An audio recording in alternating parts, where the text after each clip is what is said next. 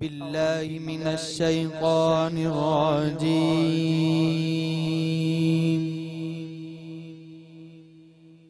बिस्मिल्लाहिर रहमानिर रहीम।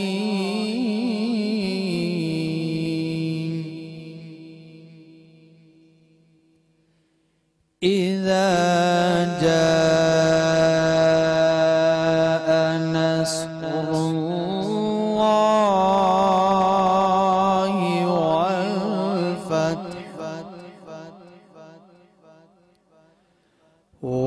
ورأيت الناس يدخلون في دين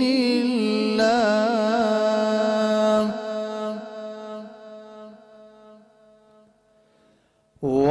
ورأيت الناس يدخلون في دين الله أفواجا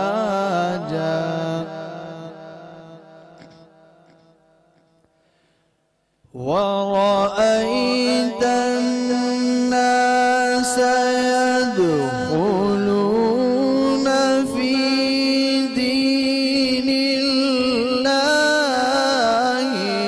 أفواجا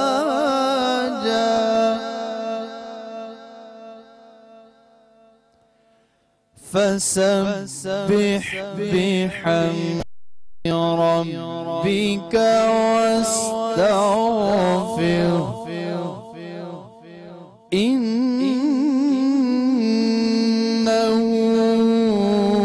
كان توابا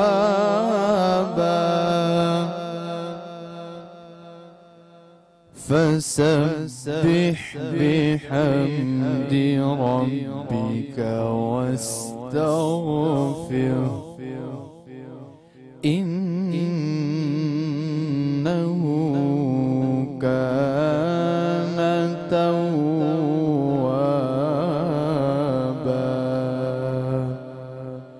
آمنت بالله صدق الله العظيم। जज़ाकल्लाह। सुभान अल्लाह। कारी मुदस्सिर मलिक साहब, क्या खूबसूरत आवाज़ में आपने किरत की है, सुभान अल्लाह। अस्सलाम वालेकुम नाज़रीन, आपको खुशामदीद कहते हैं अपनी सहरी की स्पेशल ट्रांसमिशन में जनाब। और जैसे कि आपको पता है कि मेरे साथी दोस्त मेरे साथ होते हैं शेरी। अस्सलाम वालेकुम शेरी। वालेकुम अस्सलाम। और आज मेरी थकावट का हाल तो आप खुद समझ सकते हैं कि आज आप मुझे मुसलसल आज पे देख रहे हैं, कभी आज न्यूज़ पे इफ्तार करते हुए, कभी आज एंटरटेनमेंट पे गेम्स खेलते हुए और फिर सहरी करते हुए। तो अगर कहीं आज भूल चूक होती है तो प्लीज़ छोटी बहन समझ के माफ़ कर दीजिएगा। तो इतनी माफ़ी मेरी बनती है। अपने मौजूद मेहमानों को खुशामदीद कहते हैं जनाब। हमारे साथ हमेशा की तरह जैसे मैंने आपको बताया कि ये हमारे साथ पूरे रमज़ान रहेंगे मुफ्ती मोहसिन ज़मा साहब, अल्लाह इनको ज़िंदगी दे, सेहत दे, सलामती से रखे। और इन्हीं के साथ हमारे साथ अल्लामा सज्जाद शब्बीर रिजवी साहब मौजूद हैं। राम साहब अस्सलाम वालेकुम, कैसे हैं आप? अल्लाह का करम। और हमारे बहुत ही मेरे भाइयों में से मैं हमेशा ही कहती हूँ ये बिरादरी ही ऐसी है जिनसे मेरा रिश्ता अलग जुड़ा हुआ है। तो मेरे भाई जो आज अपनी आवाज़ का रस घोलेंगे और जो मौला का कलाम हमें आज सुनाएंगे, जो हम सुनाएंगे, जो आज हमें फर्श से अर्श तक पहुंचाएंगे, तो जनाब वो भी एक कमाल आवाज़ है। और वो आवाज़ जो आप सुनने वाले हैं जनाब, ये मैं क्या बताऊं, ये हैं अरमान और इमरान सूफी ब्रादरान। तो जनाब क्या आवाज़ है इन लोगों की। तो मैं बिल्कुल वक्फा लिए बगैर आपकी तरफ आती हूँ ताकि हम इस माहौल से उस माहौल तक पहुँच जाएं इंशाअल्लाह। प्लीज़।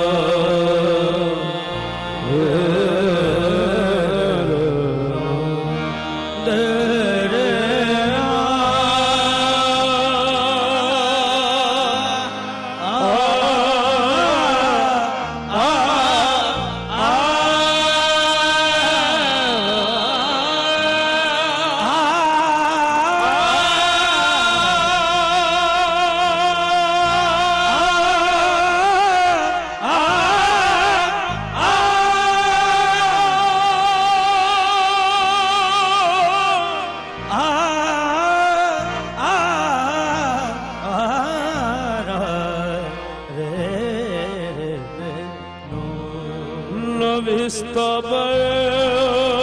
दर जन्नत बखत सब्ज़ जली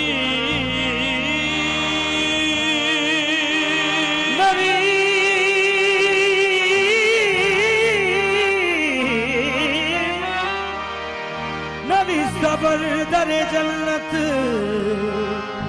बखते सब्ज़ जली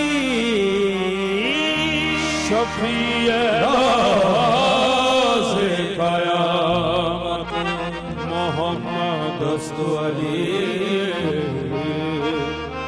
आहे मालिकुल मौला आहे मौला मालिकुल तो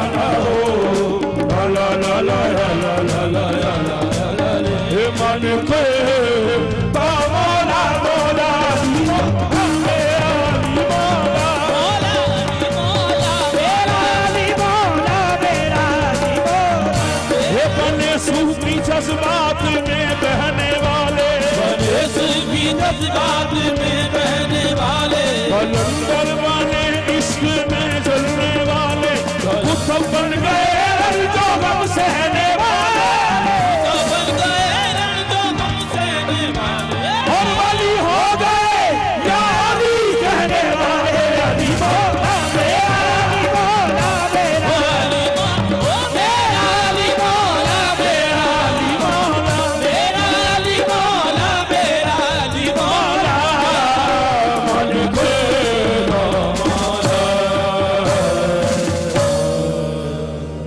वाह बहुत बहुत खूब सुभान अल्लाह भाई माशाल्लाह बहुत क्या समा बांधा है। और जो आप लोग भी मेरा साथ देंगे कि जो मैंने कहा था कि फर्श से अर्श तक का सफर जो होगा इसी एक कलाम के जरिए हम पहुंचेंगे और बस इसकी रूह को हम समझ लें तो मेरा ख्याल है कि वही हमारी कामयाबी है। जनाब लेते हैं यहाँ एक छोटा सा ब्रेक के बाद वापस आएंगे। आज इफ्तार में हम बात कर रहे थे सोशल मीडिया पर, थोड़ी सी गुफ्तगू मैं राय इनकी भी जानना चाहूंगी, लेकिन उसके बाद यकीनन मैं चाहूंगी कि ये पहला जुम्मा जो गुजरा है जुम्मे के फजाइल पे भी बात करें और कुछ वो चीजें जो हम कभी कभी अनजाने में नहीं समझ पाते, लेकिन वो समझनी बहुत जरूरी है।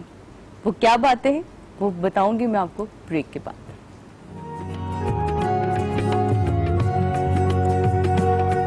रमजान हमारा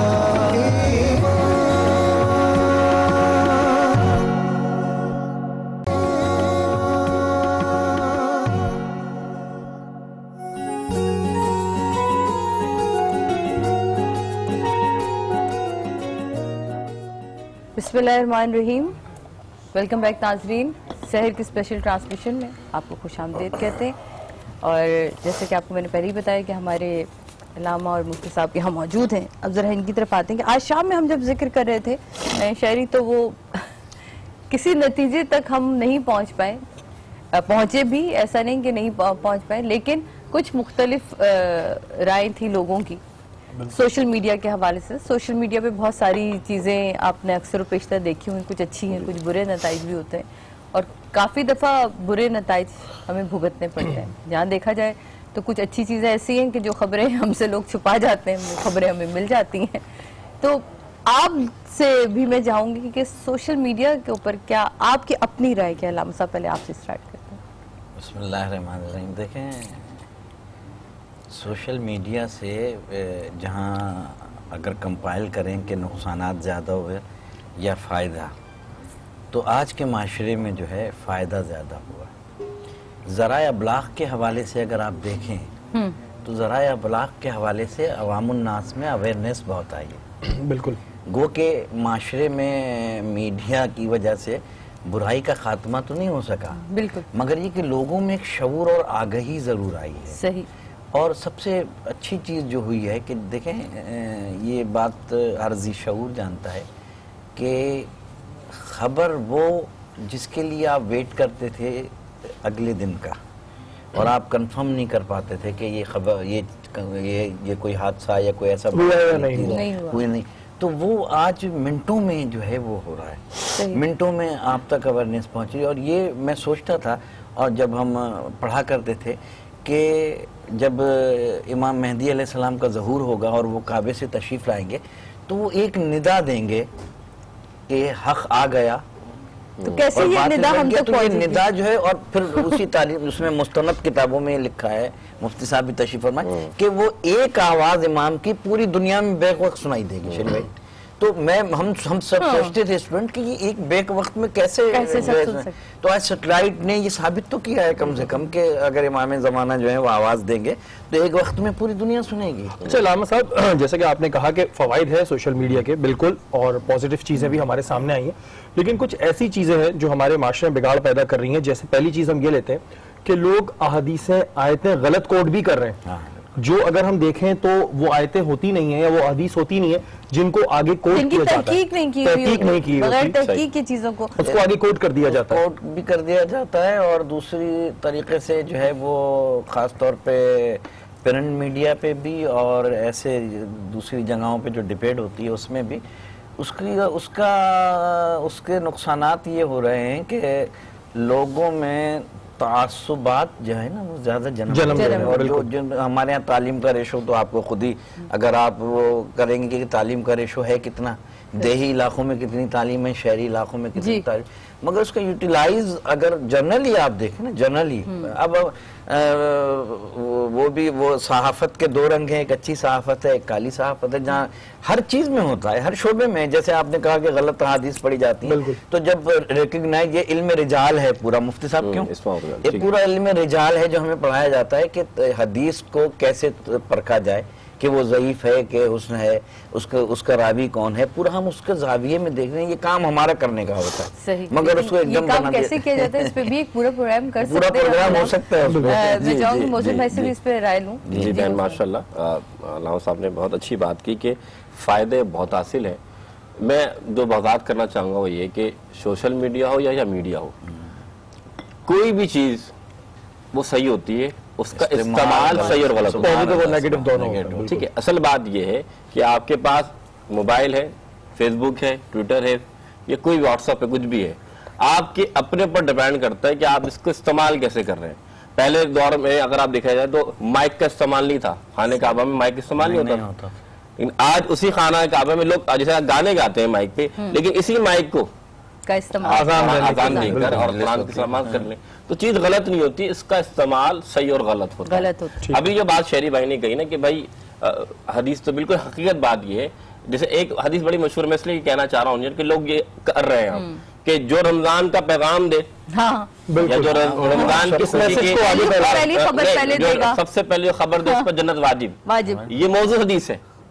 यानी ये गड़ी हुई हदीस है, ऐसी कोई हदीस नहीं है, कोई हदीस नहीं है। ठीक है, रमजान की बरकत बहुत है। अब इसको बनाकर सोशल मीडिया पे, अब जाहिर सी बात है एक मुसलमान। मोहसिन भाई आपकी बात को रोकते हुए इसी बात को आगे बढ़ाऊंगी, अगर ये बात है तो फिर इसके क्या मतलब, अगर फर्ज करें ऐसी बात किसी ने गढ़ के ये कर दी तो क्या उसको उसका गुनाह या सवाब में क्या है? रसूल ने फरमाया जिसने मुझ पर झूठ बांधा, मेरे आका फरमाते हैं जिसने मुझ पर झूठ बांधा उसका ठिकाना जहन्नुम है। सही हदीस, चाहे वो रोजे की ही हालत, बिल्कुल। क्योंकि देखें रसूल की हदीस, अब लोग समझते हैं हदीस तो अब हमने कह दिया ये हदीस हो गई, और भाई वही बात हजरत ने फरमाया, एक कैटेगरीज है सही हदीस की, सही हदीस की। अब बड़े आसानी में रावी कहता है, अरे भाई रावी कौन है, घर में बैठा हुआ है। एक चीज और चल रही है कि हम सुबह जब व्हाट्सएप को खोलते हैं तो हम जो मौलवी लोग हैं उनको भी कि अगर ये पैगाम आप 10 जगह शेयर करेंगे तो आपको वरना आपके साथ बहुत, और अगर नहीं करेंगे तो आपके साथ फला हो जाएगा। भाई ये क्या है कीदा? अच्छा मुफ्ती साहब, इसमें एक चीज आती है कि एक हमारा एक जानने वाला था, मैं नाम नहीं लूंगा, वो ये मैसेज फॉरवर्ड करता था, तो मैंने उससे पूछा कि रीजन क्या है, तुम क्यों करते हो? तो उसने कहा कि मैं तो इससे अच्छाई फैला रहा हूं ना, मैं कलमे को या मैं दुरूद को आगे फैला रहा हूं, तो क्या कलमे या दुरूद को झूठ बोल के आगे फैलाना ठीक है? अच्छा देखें, कलमा, दुरूद या हदीस अगर वो वाकई सही हदीस है, अगर वो वाकई आयत जो कुरान की वो, अगर वो उसमें ये कह रहा है कि ये 100 अगर आप आगे मैसेजेस करेंगे तो आपको एक आपकी दुआ कबूल, ये लसकेंगे, नहीं देखिए बात ये है, जाहिर सी बात है कुरान की आयत, लेकिन आप उस पर तंबीह बांध दें कि नहीं ये नहीं करोगे तो नुकसान होगा, नौकरी तुम खुदा बन गए। बिल्कुल, तुम यानी कि तुम मेरा खुदा कब से इतना मोहताज हो गया कि मैं 100 लोगों को भेजूंगी तब वो मेरी सुनेंगे। भाई कुरान पढ़ते रहे तो आपको अल्लाह ताला की रहमत नहीं फरमाएगा, सिर्फ आपके मैसेज से रहमत मिलेगी। भाई बात इतनी सी है, ये जो मैसेज किया आप अगर ये सिर्फ कहें कि भाई पहुंचाएं, तो अल्लाह के बल्लिगनी वलो आया, तुम्हें एक आयत मिले इसे आगे पहुंचा दो। अगर ऐसी वहीदे आनी थी तो अल्लाह के रसूल फरमाते हैं अगर तुमने आयत नहीं पहुंचाई तुम गर्क हो जाओगे। तो जब रसूल ने नहीं फरमाया तो आप शरीफा या मैं या कोई और मैसेज करने वाला कौन होता है जो दीन का ठेकेदार बनकर कहे कि तुमने ये काम नहीं किया तो तुम्हें गुनाहगार हो जाओगे। दीन के ठेकेदार तो हमारे पास बहुत लोग हैं जो हमारे यहाँ बिल्कुल कहते हैं ना कि एक शख्स को मारना पूरी इंसानियत को मारना है। हम तो खड़े खड़े किसी भी बात पे सिर्फ इतना सा इशारा कह दें कि इसने नाउजुबिल्ला रसूल की शान में कुछ कहा है, लोग खड़े हो जाएंगे उसे मारने के लिए। अब आप मुझे यहाँ मैं सिर्फ एक सवाल कहना चाहती हूँ कि आप उसको तो मारने जा रहे हैं, लेकिन जो आपके घर रोजाना न्यूज़पेपर एक आता है उसमें एक आयत होती है, लिखी हुई होती है, आप लोगों के घर भी आती है, आप लोगों के घर भी आती है। अब न्यूज़पेपर वाला जब आपके घर न्यूज़पेपर फेंकता है तो क्या आप उसे अपने हाथों में रखते हैं? वो कभी जमीन पे पड़ा होता है, कभी आप किसी नाली में नजर आ रहा होगा, कभी कहीं भी होगा। तब कहाँ जाती है हमारे हम कहाँ स्टैंड करते एज अ मुसलमान, हमारी गैरत तब कहाँ खड़ी है? ये बहुत एक मुझे बहुत दिनों से ये चीज चुभ रही थी क्योंकि मैंने अपने घर में न्यूज़पेपर अब बंद कर दिया जब से मुझे ये खुद अबलाग हुआ कि ये चीज मुझे नहीं सूट कर रही। देखिए बहुत अच्छी बात की आपने, कुरान की आयत का एहतराम करना या हदीस का एहतराम करना, जिस तरह रसूलुल्लाह की शान की अजमत हमारे लिए सबसे बड़ी यानी कि हमारे सबसे बड़ा फरीजा है, इस तरह रसूलुल्लाह के कलिमात और कुरान की आयत भी इनका एहतराम करना हमारे लिए लाजिम है।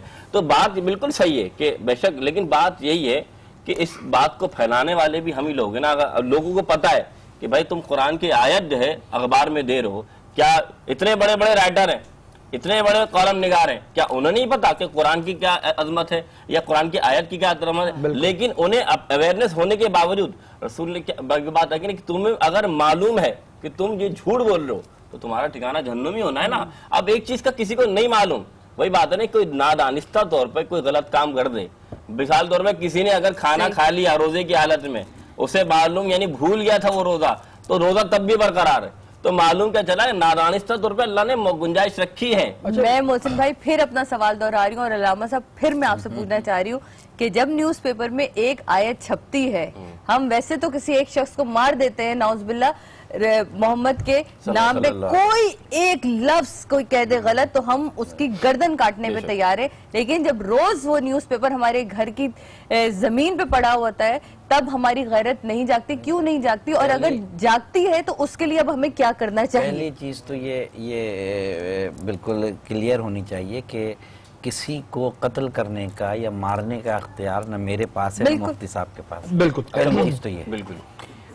और जो मुजरिम है उसके साथ इस्लाम ने जो सज़ा तजवीज़ की है वो सज़ा देने का अख्तियार जिसको है और उसको देना चाहिए। पहले तो चीज़ ये है, पहले अवेयरनेस ये लोगों में एक चीज वादे कर दूं, ये काम रियासत का है। अगर कोई वाकई गुस्ताख है, गुस्ताख रसूल है तो उसको बिल्कुल दें, लेकिन हर एक बंदा उठकर नहीं। अब आई इस तरफ।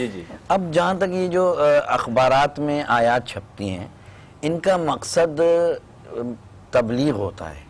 पहली चीज तो ये, ठीक है ना, तबलीग होता है। अब हमें पहली चीज तो ये बीइंग मुस्लिम ये चाहिए कि उस अखबार का जिसमें कुरान मजीद की आयत लिखी है उस पे हम एक कैंपेन होनी चाहिए, जुम्मे के खुतबात में या वैसे मजालिस में, महफिल में, हमें ये लोगों को शऊर उजागर करना चाहिए। जो कपड़े की दुकान पे बैठा है, जो आम ठेले पे बैठा हुआ है और जो उसने ऐसे ही ठेले से निकाला और उसमें कोई चीज रख के दे दी और उसमें कुरान की आयत है, तो ये एक माशरे का, आपका सवाल बिल्कुल वैलिड है और उसमें हर शख्स अपनी जगह जिम्मेदार है, क्योंकि कुरान मजीद की जो आयात हैं इनका एहतराम हम पर वाजिब है। बिल्कुल, बेशक। जी, सोशल मीडिया पे अभी हमारी बात हो रही थी, तो सोशल मीडिया पे एक चीज और हमारे सामने बहुत आती है कि तस्दीक नहीं है। मीडिया है या प्रिंट मीडिया, इसकी तस्दीक की जा सकती है, चैनल इदारे। सोशल मीडिया एक बेलगाम घोड़ा है, जिसकी मर्जी वो जो डालता रहे। तो उसमें कई ऐसे लोग भी होते हैं जो बगैर तस्दीक किए नीचे कमेंट्स कर रहे होते हैं और ये सब चीजें कर रही होती हैं।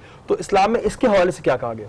देखें, बात तो पैनिक ऐसी फैला दी जाती है। सबसे पहले ये चीज़ समझनी चाहिए कि अगर आपको ये अख्तियार दिया गया है कि आप किसी खबर को अवामुन्नास तक पहुँचाएँ, तो आपकी जिम्मेदारी ये है कि जितनी खबर दी गई है, जैसे कि अभी मुफ्ती साहब फरमा रहे थे, एक हदीस है ना, मैं उसका एक जुमला बढ़ा सकता हूँ ना घटा सकता हूँ। बेशक, मैंने दीन का इल्म हासिल किया, अगर बढ़ा दूंगा और घटा दूंगा तो मेरे लिए तो दुनिया भी गई और आखिर। इसी तरीके से आप अमानतदार हैं उस खबर को अवामुन्नास तक पहुंचाने के लिए, आपकी जिम्मेदारी है।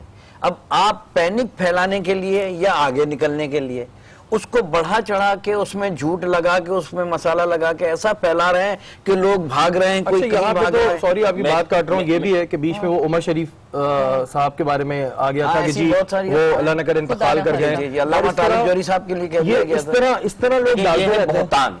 असल बात ये है, बहुतान जिसे हम कहते हैं, एक बंदे ने एक बंदे के बारे में जो उसके अंदर ऐब है ही नहीं उसको बयान कर दिया, तो बहुतान तो गीबत से बड़ा गुनाह है। गीबत के बारे में हम बात कर चुके हैं, मुर्दे भाई का गोश्त खाना, तो बहुतान लगाना कि उसकी तस्दीक ही नहीं कि आया अल्लामा साहब के अंदर ये बुराई है या नहीं है, तो वो बात करना कि उनके अंदर ये चीज ना हो फिर उस पर अमल किया जाए, तो ये बहुतान कहलाएगा ना। और ऐसा बहुतान चाहे वो फेसबुक पे डालें, चाहे ट्विटर पे डालें या व्हाट्सएप करें, हर लिहाज से बहुतान का जिम्मेदार होना। यानी कि हम लुब्बे लुबाब पे ये जो है वो ये पहुंचते हैं कि अच्छाइयाँ भी हैं और बुराइयाँ भी हैं, इस्तेमाल पे डिपेंड करता है कि आप उस चीज का इस्तेमाल किस तरह कर रहे हैं, चाहे वो व्हाट्सएप हो, चाहे वो ट्विटर हो, वो चाहे फेसबुक हो, वो कोई भी सोशल मीडिया की साइट हो, आप उसका इस्तेमाल किस तरह करते हैं ये आपके ऊपर डिपेंड करते हैं। यानी कि अब ये मेरी और आपकी जिम्मेदारी बन गई है, ठीक है। तो एक और चीज मैंने कही थी, क्योंकि आज पहला जुम्मा था जो हमें नसीब हुआ और उसकी सातों में हमने वक्त गुजारा। कल कहते हैं शब जुमा जो कल हमने गुजारी, वो बड़ी एक खूबसूरत शब मिलती है मोमिन को, बिल्कुल। तो इसकी भी थोड़ी सी फजीलत को अगर हम लेके चलें तो बड़ी ही खूबसूरत बात हो जाएगी। अल जुमा तो सईदुल अय्याम, रसूलुल्लाह फरमाते हैं कि जुम्मा जो है जिस तरह एक बादशाह एक सरदार होता है, इस तरह दिनों का सरदार जुम्मा है।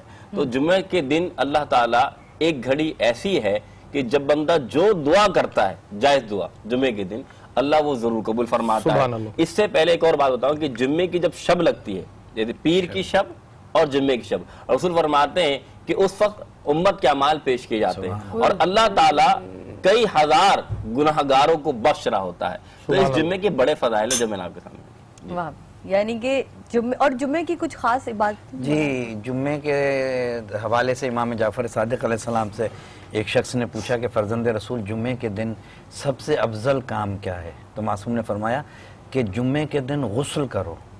हाँ। तुम्हारे गुनाह जो हैं पत्तों की तरह जैसे पत्ते झड़ते हैं। और उसके बाद मासूम फरमाते हैं कि जितना हो सके जुम्मे के दिन तुम दुरूद भेजो, इसलिए कि दुरूद का इतना बड़ा सवाब है जुम्मे के दिन। ये गुस्ल और जुम्मा दरअसल एक इज्तिमाइयत का नाम है। इस्लाम ने इज्तिमाइयत, यानी आप तो आम मस्जिद में नमाज पढ़ रहे हैं मगर जुम्मे के दिन आप जामा मस्जिद क्यों जा रहे हैं? बिल्कुल, ताकि एक तो सबसे मुलाकात हो, यानी हुकूकुल इबाद है जुम्मे का दिन, एक दूसरे के हालात पता चले कि कौन किस हाल में है। तो ये मुलाकात का एक अल्लाह ने एक ऐसा सिस्टम कायम करके हमें इस्लाम में दिया। हम खुश नसीब हैं कि मुसलमान कि जामा मस्जिद में जाए। हर नमाज हम मस्जिद में पढ़े मगर ईद की नमाज ईदगाह में जाके क्यों पढ़ते हैं? यहाँ भी और एक बड़ा खूबसूरत होता है इस दिन का, कुछ अलग ही बात होती है कि 12 बजे से फीलिंग आना शुरू होती है और लोगों का जमा होना। मैंने कहा ना, जिस तरह आम दिनों ये सरदार है और सरदार की एक सिफ्त है, ये बख्शिश का परवाना लेकर आता है। यानी कि आप गुस्ल से करते हैं, फिर नाखून का तराशना, फिर खुशबू लगाना, फिर हर कदम पर एक नेकी नहीं 10 नेकियां बंदे को मिल रही होती हैं। और फिर जब बंदा वो खुतबा सुनता है, उस खुतबे के दौरान जो अल्लाह ताला की अनवार तजल्लियात होती हैं वो बयान से कासिर हैं। तो ये एक पूरा जो है ना ये क्राइटेरिया बता रहे इज्तिमाइयत का कि मुसलमान कहीं भी हो, जब अल्लाह ताला का दीन पुकारता है तो सब मिलकर। मुफ्ती साहब, ये जुम्मे की नमाज का खुतबा सुनना जरूरी है? वाजिब है, क्योंकि अक्सर हम देखते हैं कि लोग जुम्मे की नमाज पढ़ के फौरन निकलते हैं। तो क्या अगर आप खुतबा नहीं सुनेंगे तो आपकी नमाज? देखिए, नमाज तो हो जाएगी लेकिन जुम्मे की खुतबा सुनना वाजिब है, आप कहीं भी हो।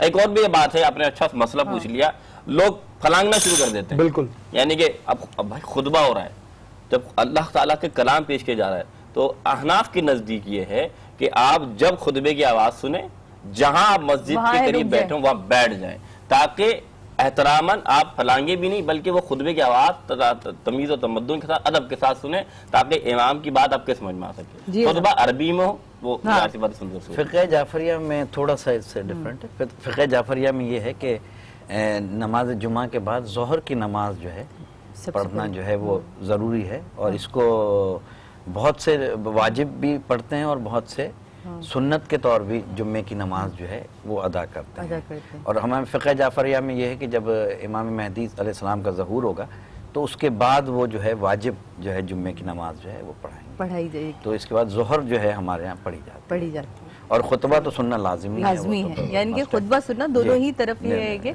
लाजम मलजूम है।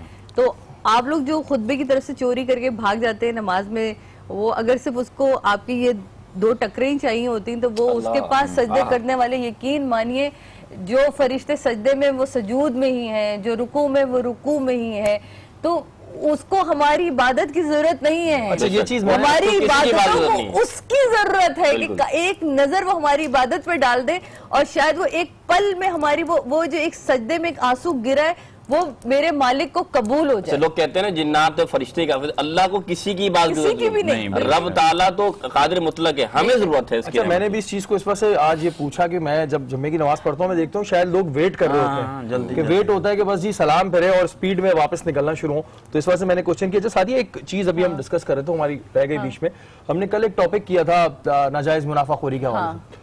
सोशल मीडिया पे किसी ने मुझे वो टैग भी किया और वो लगाया कि एक बड़ा ज़ईफ सा आदमी है, ठेले पे लेटा हुआ है, और ये उसने मुझे लिखा कि ये तो जी ये बंदा तो बड़ा मर्सिडीज से उतरा है जैसे, और ये नाजायज मुनाफाखोरी कर रहा है। मतलब एक सर्कल ये दिया गया कि जी आप लोग जो हैं वो गलत कह रहे हैं, जबकि हकीकत ये नहीं है कि हम कोई ज़ईफ आदमी को बोल रहे हैं, लेकिन उसकी पिक्चर को लगा के एक ऐसा पोर्ट्रे किया जा रहा है जैसे जी नाजायज मुनाफाखोरी में हमने कोई उसको जो है ब्लेम दे दिया। सोशल मीडिया पे ये वायरल किया जा रहा है। देखिए, पहली बात फलों का बाइकाट के लिए जो कहा गया है, बात ये है कि मैंने पहले भी अर्ज किया, दोबारा अर्ज कर दूं, नीचे से लेकर ऊपर तक हर कोई अपनी जाने से करप्शन कर रहा है। बिल्कुल बात नहीं सी है। अब आप कह रहे हैं कि नहीं मैं क्या गुनाहगार मैं नहीं, गुनाहगार वो है, दूसरा कह नहीं गुनाहगार मैं नहीं वो तीसरा है। बात सब शामिल हैं लेकिन कुछ ज्यादा है कुछ कम है, लेकिन होंगे सब गुनाहगारी।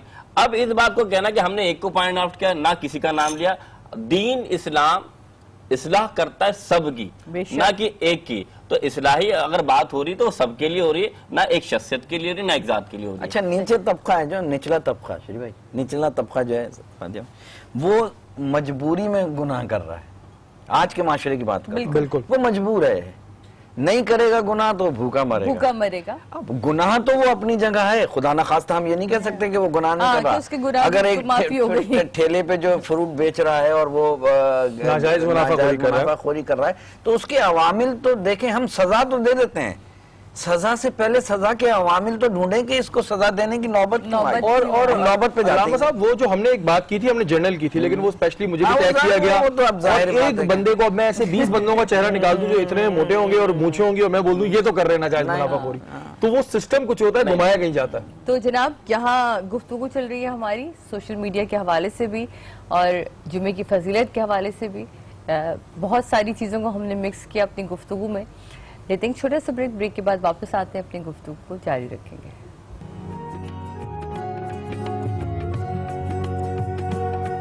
रमजान हमारा